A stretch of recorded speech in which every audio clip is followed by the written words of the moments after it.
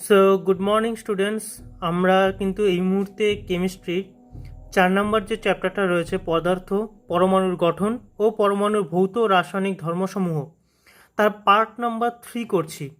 তো part number 2 পর্যন্ত আমি তোমাদেরকে সমস্ত মডেলগুলো, যে মডেলগুলো অ্যাকচুয়ালি রাদারফোর্ড মডেল বলো বা বোর রাদারফোর্ড মডেল বলো, যে মডেলগুলো অ্যাকচুয়ালি কীভাবে একটু একটু করে ইভলিউট করেছিল যে পরমাণু জিনিসটা কি, পরমাণু আদৌ একটা নিরেট গোলাকার বলের মতন, নাকি পরমাণুর সেন্টার অর্থাৎ নিউক্লিয়াসের চারিদিকে ঘূর্ণনরত ইলেকট্রনের সমন্বয়ে তৈরি একটা কনসেপ্ট নয়, একটা এক্সিস্টেন্স বলতে পারো। ওকে, সো লাস্ট যখন ইভলিউশন হয়েছিল, মানে লাস্ট যখন তোমার ফাইনালি যখন প্রুভ হলো, তার আগে পর্যন্ত পরমাণুকে নিয়ে কী ধারণা ছিল? পরমাণুকে নিয়ে ধারণা ছিল যে পরমাণু হচ্ছে একটা নিরেট বলের মতন, আর যে বলটার সারা গায়ে কি লাগানো রয়েছে? প্লাস আধান। বলটার মাঝখানে কি রয়েছে? ফাঁপা একটা অংশ, যার মধ্যে ইলেকট্রনগুলো দৌড়াদৌড়ি করছে। পরবর্তীকালে একটু একটু করে কনসেপ্টটা ঠিক হলো, আর যেখানে বোঝা গেল যে না, পরমাণুর মধ্যে একটা কি থাকে? নিউক্লিয়াস থাকে। সেই নিউক্লিয়াসের মধ্যে কে থাকবে? দুজন থাকবে। সেই দুজনের নাম হচ্ছে প্রোটন আর নিউট্রন। অর্থাৎ আমরা যদি মনে করি যে নিউক্লিয়াসের মধ্যে কে রয়েছে? প্রোটন রয়েছে আর নিউট্রন রয়েছে, আর এদের চারিদিকে কারা রয়েছে? ইলেকট্রনগুলো রয়েছে। এই ইলেকট্রনগুলো যে কক্ষপথে ঘুরছে সেই কক্ষপথগুলোকে বলা হয় এক একটা শক্তির স্তর। কেন শক্তির স্তর বলা হয়? কেননা এই কক্ষপথে ঘোরার সময় ইলেকট্রনগুলো শক্তি গ্রহণ বা বর্জন করে কোনোভাবেই নিজেদেরকে হয় একা একাই বাইরে বের করেও নিয়ে যেতে পারে না, অথবা একদম নিউক্লিয়াসের মধ্যে এসে মিশে যেতেও পারে না। তো সেই জন্য কি হচ্ছে, পরমাণুর যা আলটিমেট স্ট্রাকচার সেটা খুব স্টেবল। সেটা কি? খুবই স্টেবল, খুবই সুদৃঢ়। অর্থাৎ যে বস্তুটা যে পরমাণু নিয়ে গঠিত সেই অনুযায়ী সেই বস্তুটা নিজে আকার, আয়তন, প্রকৃতি সমস্ত কিছু পাচ্ছে। না হলে পরে এরকম হতো যে বারবার সে চেঞ্জ হয়ে যাচ্ছে, কেননা তার অ্যাটমিক স্ট্রাকচার বারবার চেঞ্জ হচ্ছে, সেরকমটা তো হয় না। তো সেখান থেকে পার্ট 3-তে আমরা কতগুলো জিনিসকে শিখব। সেগুলো হচ্ছে অ্যাটমিক নাম্বার কি, মাস নাম্বার কি, কী করে অ্যাটমিক নাম্বার বের করে কী করে আমরা ইলেকট্রনের বিন্যাস করে থাকি। ওকে, এই সমস্ত কিছু আমরা শিখে নেব। ওকে, সো সবার প্রথমে কি রয়েছে? পারমাণবিক সংখ্যা রয়েছে। ওকে, তো পারমাণবিক সংখ্যা বা অ্যাটমিক নাম্বারের ডেফিনেশনটা কি? নিউক্লিয়াসের মধ্যে কি থাকে? প্রোটন সংখ্যা থাকে বা প্লাস আয়ন থাকে। তো সেগুলোকে আমরা কি বলি? সবসময় অ্যাটমিক নাম্বার বলে থাকি। 2 নাম্বার, সবসময় মনে রাখবে, যখন কোনো একটা নিউক্লিয়াইড অর্থাৎ কোনো একটা অ্যাটমকে অ্যাটমিক নাম্বার অর্থাৎ পরমাণুর সংখ্যা বা পারমাণবিক সংখ্যা এবং ভর সংখ্যা দিয়ে রিপ্রেজেন্ট করা হয়, তখন তার একটা স্ট্যান্ডার্ড নিয়ম থাকে। সেই নিয়ম অনুযায়ী সব সময় পারমাণবিক সংখ্যাকে জেড দিয়ে রিপ্রেজেন্ট করা হয়। একটুখানি সময়ের মধ্যে বুঝে যাবে। 2 নাম্বার, আলাদা আলাদা মৌলের অ্যাটমিক নাম্বার আলাদা হয়। 3 নাম্বার, পারমাণবিক সংখ্যা অথবা পারমাণবিক ক্রমাঙ্ক। এখান থেকে যে জিনিসটা বোঝা গেল, যেটাই পারমাণবিক সংখ্যা সেটাই পারমাণবিক ক্রমাঙ্ক, আর সেটাই কি আমাদের কাছে অ্যাটমিক নাম্বার। মৌলগুলো পিরিয়ডিক টেবিলের মধ্যে সাজানো থাকে। পিরিয়ডিক টেবিল কি? পিরিয়ডিক টেবিল হচ্ছে এমন একটা টেবিল যেখানে 118টা এলিমেন্ট অর্থাৎ 118টা মৌলকে লেখা রয়েছে। কতগুলো মৌলকে রাখা রয়েছে? 118টা মৌল, যেগুলো ইউনিকনেস যাদের মধ্যে রয়েছে, যারা কি তৈরি করতে পারে, যাদের কম্পোজিশন আলাদা আলাদা কম্পাউন্ড তৈরি করতে পারে, সেরকম 118টা মৌলকে একটা টেবিলের মধ্যে রাখা রয়েছে। তো সে 118টা মৌলকে যখন রিপ্রেজেন্ট করা রয়েছে তাদের ঘরগুলোতে, সেটা কি অনুযায়ী সাজানো রয়েছে? অ্যাটমিক নাম্বার অথবা পারমাণবিক সংখ্যা অনুযায়ী। 2 নাম্বার যে পয়েন্টটা রয়েছে সেটা হচ্ছে মাস নাম্বার। মাস নাম্বার জিনিসটা কি? মাস নাম্বার হচ্ছে মোট ভর সংখ্যা। আচ্ছা, সবার প্রথমে তোমাদেরকে বুঝতে হবে যে ভর, এখানে ভর জিনিসটাকে কে ডিটারমাইন করছে? নিউক্লিয়াস। অ্যাটমের মধ্যে থাকা নিউক্লিয়াস মোট ভরকে রিপ্রেজেন্ট করে। সুতরাং যখনই ওদের নিউক্লিয়াসের কাছে আমরা চলে আসছি, সেই নিউক্লিয়াসের মধ্যে কে থাকে? প্রোটন আর নিউট্রন। সেই জন্য মাস নাম্বারকে যখন রিপ্রেজেন্ট করতে হবে তখন কাকে কাকে দরকার? প্রোটন আর নিউট্রনকে দরকার একই সাথে। এবার যে স্ট্যান্ডার্ড রুলসটা রয়েছে, যে রুলসটা অনুযায়ী কোনো একটা মৌলকে লেখা হয়, মৌল ঠিক নয়, কোনো একটা অ্যাটমকে লেখা হয় তাদের একটা সিম্বলিক ভ্যালু দিয়ে। আর সেই সিম্বলিক ভ্যালুটাকে দুটো পাওয়ারে, মানে দুটো ভ্যালু দিয়ে রিপ্রেজেন্ট করা হয়, ওপরে আর নিচে, যেটা বাঁ দিকে লেখা হবে। নিচে যে সংখ্যাটা লেখা হবে সেটাকে আমরা বলবো পরমাণবিক সংখ্যা বা অ্যাটমিক নাম্বার, আর ওপরে যা লেখা হবে সেটাকে আমরা কি বলবো? মাস নাম্বার অথবা ভর সংখ্যা। তো সেই জন্য আমি ঠিক এইভাবে লিখেছি রিপ্রেজেন্টেশনটাকে। এবার গল্পটা হচ্ছে নিউক্লিয়াইড কাকে বলে? নির্দিষ্ট পরমাণু সংখ্যা, অর্থাৎ যখন আমি কোনো একটা পার্টিকুলার এলিমেন্টের কথা বলছি, আচ্ছা এখানে হিলিয়াম হতো, ওকে, যাই হোক, হিলিয়াম 24 হয়। যখন আমি হিলিয়ামকে রিপ্রেজেন্ট করছি তার পারমাণবিক সংখ্যা বা অ্যাটমিক নাম্বার দিয়ে, অ্যাজ ওয়েল অ্যাজ তার টোটাল যে মাস নাম্বার সেটা দিয়ে, তখন ওটা কি হচ্ছে? একটা স্পেসিফিক, একটা নির্দিষ্ট রিপ্রেজেন্টেশন হয়ে যাচ্ছে। আর এই নির্দিষ্ট পরমাণু সংখ্যা বিশিষ্ট ও মাস নাম্বার বিশিষ্ট রিপ্রেজেন্টেশনকে আমরা বলি এক কথায় নিউক্লিয়াইড। কি বলি আমরা? নিউক্লিয়াইড। ওকে, সো নেক্সট রয়েছে কি তিনটে জিনিসের মধ্যে। তাহলে আশা করি তোমরা ভর সংখ্যা, অ্যাটমিক নাম্বার বা নিউক্লিয়াইডের কনসেপ্টগুলোকে ক্লিয়ার করতে পারছো। এগুলোকে অ্যাকচুয়ালি ডেফিনেশন আকারে দেওয়া থাকে বইয়ের মধ্যে, যেগুলোকে আমি পয়েন্ট ওয়াইজ লিখেছি এবং তোমাদেরকে বোঝানোর চেষ্টা করছি এগুলোর মানেটা কী দাঁড়ায়। ওকে, নেক্সট হচ্ছে আইসোটোপ, আইসোবার আর আইসোটোনের মধ্যে পার্থক্য, যেটা সব থেকে গুলিয়ে যায়। মনে রাখবে যে আইসোটোনকে বাদ দাও, আইসোটোপ ও আইসোবারকে কী করে মনে রাখবো? দেখো আমি এখানে একটা অ্যারো লিখেছি। তো আমরা যখন সবার প্রথমে ভালো করে বোঝার চেষ্টা করি, এই অ্যারোটা রিপ্রেজেন্ট করছে এই জেডকে, আর এই ওপরের ভ্যালুটা রিপ্রেজেন্ট করছে এই একে। অর্থাৎ যখন আমরা আইসোটোপের কথা বলবো তখন নিচে কে রয়েছে? প্রোটন। নিচে কে রয়েছে? প্রোটন। প্রোটন সংখ্যা কি হয়ে যাবে? সেম, অর্থাৎ অ্যাটমিক নাম্বার কি হবে? 1, কিন্তু মাস নাম্বার কি হবে? আলাদা। আর যখন আমরা আইসোবারের কথা বলবো তখন কি ওপরের সংখ্যাটা, অর্থাৎ মাস নাম্বার 1 ও অ্যাটমিক নাম্বার আলাদা। তো আমি কিছু এখানে এক্সাম্পল নিয়েছি, এক্সাম্পলগুলো তো অবশ্যই মনে রাখতে হবে। যেমন কার্বন, কার্বনের জেনারেল ভ্যালু কত? কার্বন 6, মানে কার্বনের টোটাল নাম্বার অফ প্রোটন কটা থাকে? 6টা থাকে।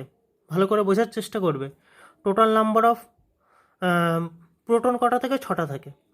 কিন্তু আইসোটোপ, মানে আইসোটোপ মিনস হচ্ছে কি, যখন একই কার্বনের আমরা বিভিন্ন বলতে পারো যে বিভিন্ন অ্যাটমিক রিপ্রেজেন্টেশন দেখতে পারি, ঠিক আছে, তখন কি হয়ে যাচ্ছে?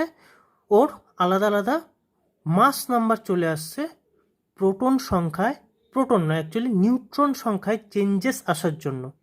ভালো করে বোঝার চেষ্টা করবে, প্রোটন সংখ্যা কিন্তু দুজনের এক, কিন্তু ভর সংখ্যা আলাদা হয়ে গেল। ভর সংখ্যা সমান সমান কী হয়? তাহলে ভর সংখ্যা বা মাস নাম্বার অথবা ভর সংখ্যা সমান সমান হলো টোটাল, আচ্ছা একটুখানি গন্ডগোল করে ফেলাম, এখানে কি হবে? নিউট্রন সংখ্যা। ওকে, নিউট্রন সংখ্যা, নিউট্রন সমান সমান কী হচ্ছে?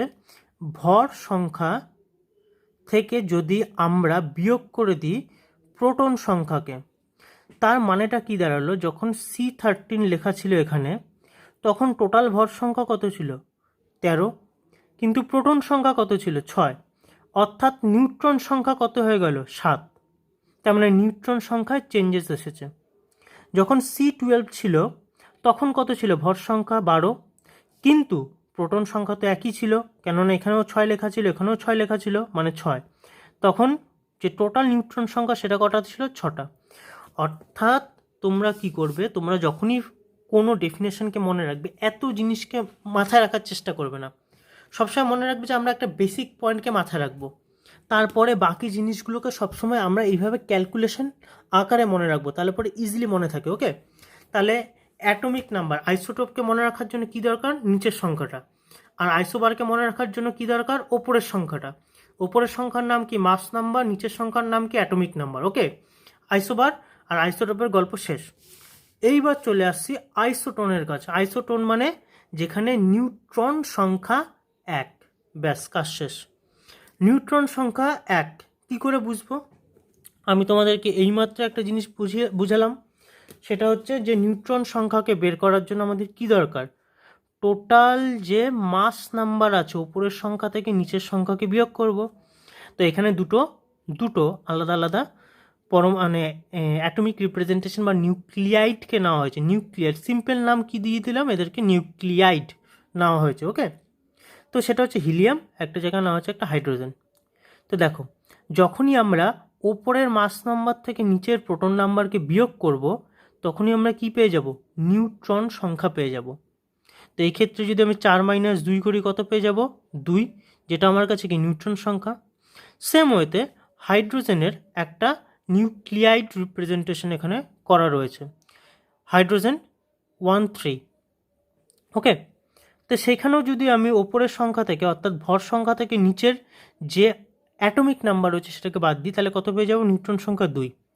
অর্থাৎ এরা দুজন কি হয়ে গেল, আইসোটোন। এরা দুজন কি হয়ে গেল, আইসোটোন।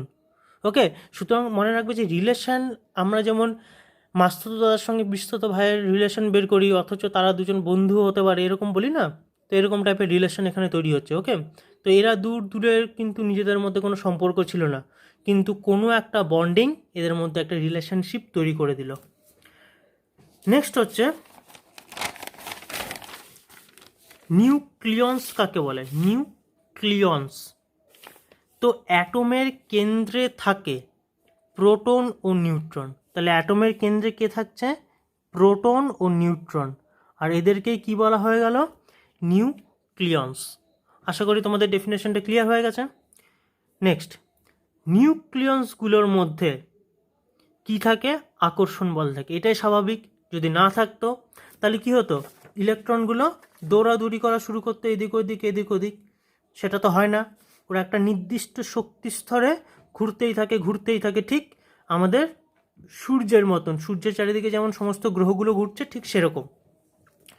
অর্থাৎ নিউক্লিয়ন্সগুলির মধ্যে একটা আকর্ষণ বল আছে, যা নিউক্লিয়াসের কি বজায় রাখে, স্থিততা বা স্টেবিলিটিকে মেনটেন করে।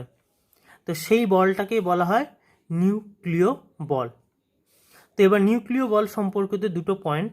1 নম্বর, এটা গ্র্যাভিটেশনাল ফোর্স বা মহাকর্ষীয় বলের থেকে অনেক শক্তিশালী। এটা মহাকর্ষীয় বলের থেকে কি অনেক শক্তিশালী। আর 2 নম্বর, 1 পয়েন্ট ফার্মি, এটা হচ্ছে ডিস্টেন্স মেজার করা হয়। 1 পয়েন্ট ফার্মি দিয়ে কি মেজার করা হয়, ডিস্টেন্স, দূরত্বের মধ্যে এটা কাজ করে। তো দেখো, এইটা হচ্ছে নিউক্লিয়ন্সের ডেফিনেশন। যখন তোমাদেরকে নিউক্লিয়ন্সের ডেফিনেশন জানতে চাইবে, তখন তোমাদেরকে এইভাবে লিখতে হবে। ওকে, নেক্সট যেটা রয়েছে ইলেকট্রন বিন্যাস, যেটা এই চ্যাপ্টারের সব থেকে ইম্পর্ট্যান্ট টপিক। তো তোমরা যারা যে কোনো বইকে ফলো করো, তারা অবশ্যই এই টেবিলটা দেখবে। অ্যাকচুয়ালি আমি এই টেবিলটাকে, ঠিক আছে, প্রথম 20টি মৌলে ইলেকট্রন বিন্যাস, এই জিনিসটাকেই তোমাদেরকে বুঝিয়ে দেবো যে কি করে তোমরা মনে রাখবে, ট্রিক্স শুদ্ধ। ওকে, সো আমরা কীভাবে মনে রাখি, আমাদের কাছে সবসময় মনে রাখবে যে পিরিয়ড ব্যাপারটা কি, এক একটা রোকে, এগুলোকে বলা হয় রো, ঠিক আছে। আর যখন আমরা পর্যায় সারণী পড়ি, তখন এক একটি রোয়ের নাম, এক একটি রোকে আমরা বলি এক একটি পিরিয়ড। তো পিরিয়ড অনুযায়ী প্রত্যেকটা এলিমেন্টকে মনে রাখাটা দরকার, আপ টু 20 পর্যন্ত। অর্থাৎ এখানে যে ক্যালসিয়ামটা রয়েছে তার ভ্যালু কত, তার অ্যাটমিক নাম্বার কত, কেন আমি শুরুতে কি বললাম, অ্যাটমিক নাম্বার ওয়াইজ প্রত্যেকটা এলিমেন্টকে পিরিয়ডিক টেবিল বা পর্যায় সারণীতে বসানো হয়। তাই ক্যালসিয়ামের যে অ্যাটমিক নাম্বার সেটা কত হবে, অবশ্যই 20। তো মনে কি করে রাখবো, হাইড্রোজেন হিলিয়াম প্রথম পিরিয়ডে থাকে। যদি কারোর মনে হয় যে পিরিয়ডিক টেবিল আমার হাতে লেখা থেকে বোঝা সম্ভব হচ্ছে না, তাহলে তোমরা গুগলে যাবে, যে কোনো জায়গায় গিয়ে লিখবে যে পিরিয়ডিক টেবিল, বা তোমরা ক্লাস 10-এর বইতেও পেয়ে যাবে, অনেক জায়গায় পিরিয়ডিক টেবিল বা পর্যায় সারণী পাওয়া যায়, তোমরা জাস্ট কাইন্ডলি দেখবে। আমি তোমাদেরকে জাস্ট ট্রিক্স বলছি কীভাবে মনে রাখবে। ওকে, সো ফার্স্ট পিরিয়ডে কী থাকে, হাইড্রোজেন ও হিলিয়াম। এবং সেকেন্ড পিরিয়ডে যেটা থাকে অনেকগুলো এলিমেন্ট রয়েছে, এতগুলো এলিমেন্টকে তো মনে রাখাটা খুব কঠিন কাজ। কীভাবে মনে রাখবো, LBBCNO-FN, LBBCNO-FN। এবার LBB মানে কি, এল মিনস হচ্ছে লিথিয়াম, বি ফর হচ্ছে বেরিলিয়াম, নেক্সট বি ফর হচ্ছে boron, C for carbon, N for nitrogen, O for oxygen, F for ferrous, N for neon. Next third পিরিয়ডে কি রয়েছে, NMA, SPSCA। কয়েকদিন এইভাবে ঠিক রিদিম ওয়াইজ মনে রাখবে, LBBCNO-FN, NMA, SPSCA, দেখবে মনে হয়ে যাবে, মানে মনে থেকে যাবে, কোনো সমস্যা হবে না এটা নিয়ে। তার করেসপন্ডিং এলিমেন্টগুলোর নাম। আর ফোর্থ যেটা পিরিয়ড রয়েছে সেখানে কি রয়েছে, পটাশিয়াম আর ক্যালসিয়াম। ক্যালসিয়ামে গিয়ে গল্প শেষ। তো অ্যাকচুয়ালি কেন আমাদেরকে এই আপ টু 20 পর্যন্ত মনে রাখাটা দরকার, কেননা প্রত্যেকটা এলিমেন্টে তাদের প্রোটন সংখ্যা অনুযায়ী ইলেকট্রন সংখ্যা ডিটারমাইন করা হয়। ভালো করে বোঝার চেষ্টা করবে যে প্রত্যেকটা এলিমেন্টের তাদের প্রোটন সংখ্যা অনুযায়ী ইলেকট্রন সংখ্যাকে ডিটারমাইন করা হয়। কেননা প্রোটন সংখ্যা আর ইলেকট্রন সংখ্যা কি হবে, সেম হবে চার্জের দিক থেকে। তো সেই জন্য যখনই আমরা ইলেকট্রন বিন্যাস করব, আমরা প্রোটন সংখ্যা নিয়ে খুব খুব কিউরিয়াস থাকতে হবে তোমাকে। ওকে, তো আমি একটা এক্সাম্পল ওখানে নিয়েছি। কার এক্সাম্পল নিয়েছি, সব থেকে ইজিয়েস্ট এক্সাম্পল কার্বনের ভ্যালু কত, 6 আমরা কার্বনের 6 যে নিউক্লিয়াইডটা ছিল সেটাকে নিয়ে সেটাকে এক্সাম্পল হিসাবে নিয়েছি এবং সেটা পরেই অ্যাকচুয়ালি কীভাবে ইলেকট্রন বিন্যাসকে করা হয় সেটা বুঝে নেব। তো দেখো, সবার প্রথমে গল্পটা হচ্ছে এইটা কি জিনিস, এটা হচ্ছে পারমাণবিক সংখ্যা। আচ্ছা, এটাও কি জিনিস, পারমাণবিক সংখ্যা অথবা অ্যাটমিক নাম্বার। যখনই আমরা অ্যাটমিক নাম্বার পেয়ে গেলাম, এটাই আমার কাছে কি প্রোটন সংখ্যা, এটাই আমার কাছে কি ইলেকট্রন সংখ্যা। এবার গল্পটা হচ্ছে যে যখনই আমরা প্রোটন ইলেকট্রন সংখ্যা পেয়ে যাচ্ছি তখন আমাদেরকে কি কি মনে রাখতে হবে, আমাদের কাছে কতগুলো শক্তি স্তর আছে, কতগুলো, সেগুলো হচ্ছে K, L, M, N, O, এভাবে কন্টিনিউ।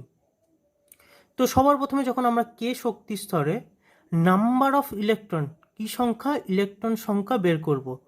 কিভাবে বের করব, 2n² দিয়ে বের করব, 2n², এই ফর্মুলাটা দিয়ে বের করব।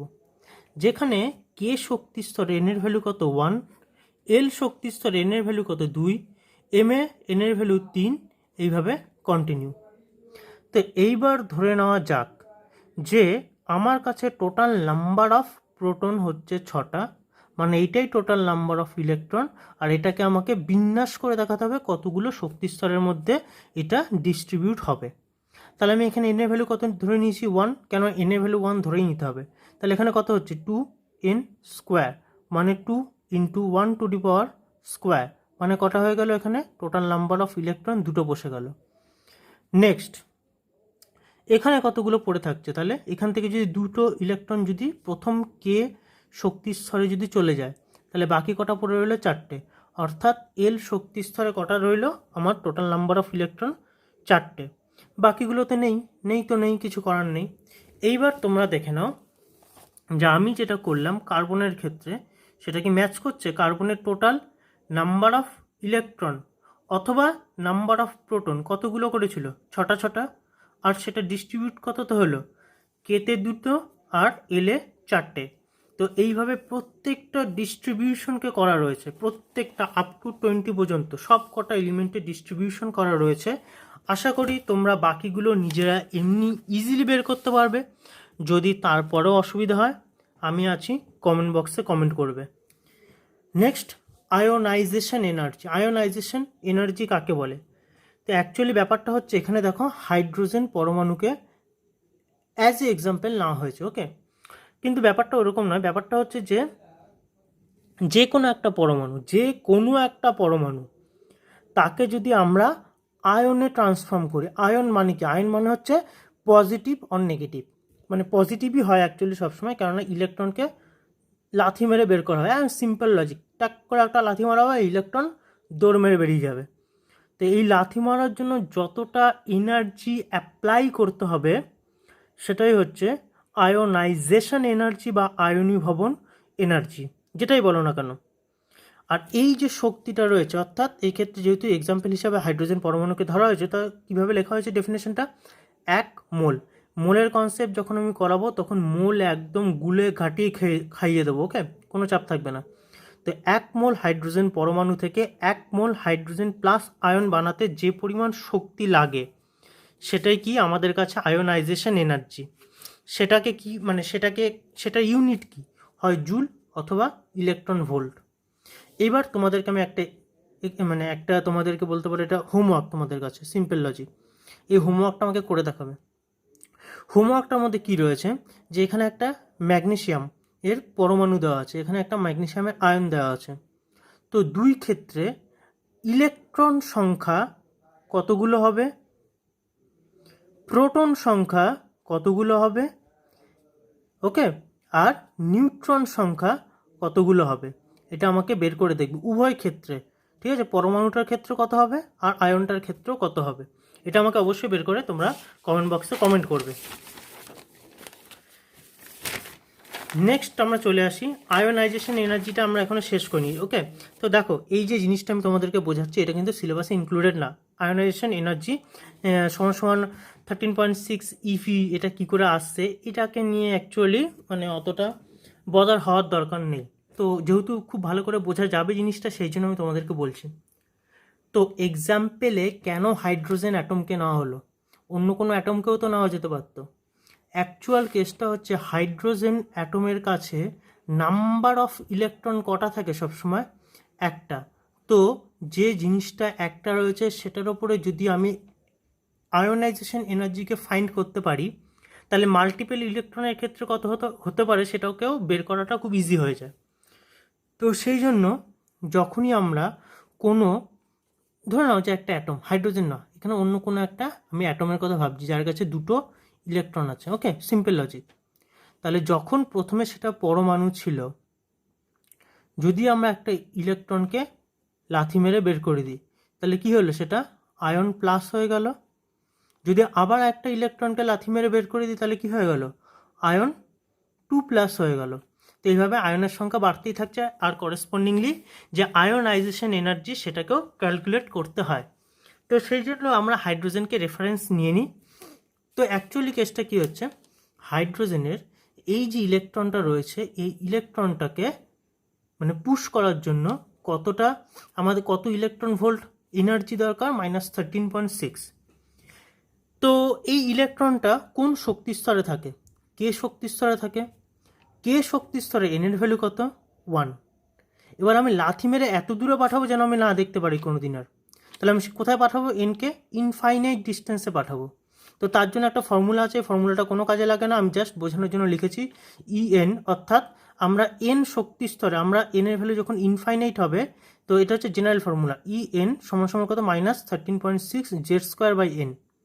এবার গল্পটা হচ্ছে, যদি আমরা কোনো সংখ্যাকে ধরে নেওয়া যাক যে 5কে 0 দিয়ে ভাগ হয় না, আর যদি 5কে আমরা ইনফাইনাইট দিয়ে ভাগ করি, তাহলে আমরা যে রেজাল্টেন্টটা যে পাবো সেটা লিডস টু 0 হবে, অলমোস্ট 0-র কাছাকাছি হয়ে যাবে। তো সেই জন্য যদি আমরা ইনফাইনাইট ডিস্টেন্সে পাঠাতে যাই, অর্থাৎ যদি শক্তি স্তরের সংখ্যা আমি n = ইনফাইনাইট করে দিই, তাহলে যে ইলেকট্রন ভোল্ট চার্জ দরকার, যে ইলেকট্রন ভোল্ট শক্তিটা দরকার, সেটার ভ্যালু হচ্ছে কত, 0। অর্থাৎ আমাদের যে টোটাল নেট এনার্জি দরকার সেটা কত, ফাইনাল এনার্জি পাঠানোর জন্য কতটা দরকার, 0। আর ইনিশিয়াল এনার্জি যখন একটা ইলেকট্রন রয়েছে সেটা হচ্ছে -13.6 ইভি। অর্থাৎ এই দুটোর মাঝখানে এই দুটোর যে রেজাল্টেন্ট ভ্যালু, এই দুটোর যে বিয়োগফল, সেটাই হচ্ছে আমাদের কাছে নেট এনার্জি। তো সেই নেট এনার্জি কত, 13.6 ইলেকট্রন ভোল্ট পেয়ে যাচ্ছি। তো অ্যাকচুয়ালি এটা তো কোনো কাজে লাগে না, তো আমি জাস্ট তোমাদেরকে বোঝানোর জন্য বললাম। যদি ভিডিওটি তোমাদের ভালো লাগে অবশ্যই বন্ধুদের সঙ্গে শেয়ার করবে এবং বেশি বেশি করে ক্লাসটি অ্যাটেন্ড করবে, যাতে তোমরা ঠিকঠাকভাবে সমস্ত কিছুকে বুঝে যেতে পারো। তো নেক্সট ভিডিওতে তোমাদের সঙ্গে দেখা হচ্ছে।